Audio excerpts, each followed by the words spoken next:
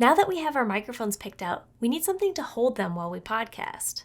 Going handheld can work in a pinch, but it tends to welcome lots of rustling noises from our hands. There are 3 different types of mic stands that work well for podcasting. Each has its own pros and cons, and ultimately it comes down to podcaster preference. Option 1, tabletop stands. Tabletop stands sit on a tabletop. Pros, they're small and they're easy to transport and inexpensive.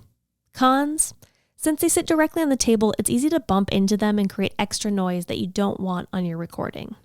Option 2, boom stands. Boom stands sit on the ground and have a long arm that comes out and holds the mic in front of your speaker's face. Pros, they're easily adjustable. They don't touch the tabletop, so it's less likely to pick up table sounds. They're portable. Cons, boom stands can take up a lot of space, so it might not be ideal if you record in a small room.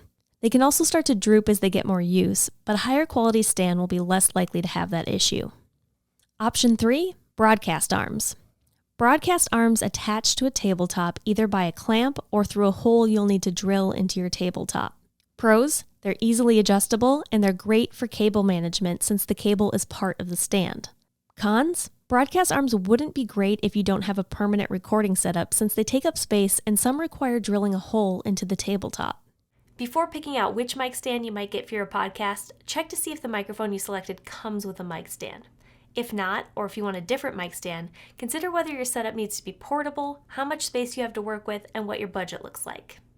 At the end of every mic stand is a threaded end that looks like this. Here's where you attach a mic clip or a mount.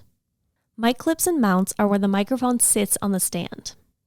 Some microphones and mic stands come with a mic clip or mount, so check before you buy one. If you still need to get one, here's what you need to know.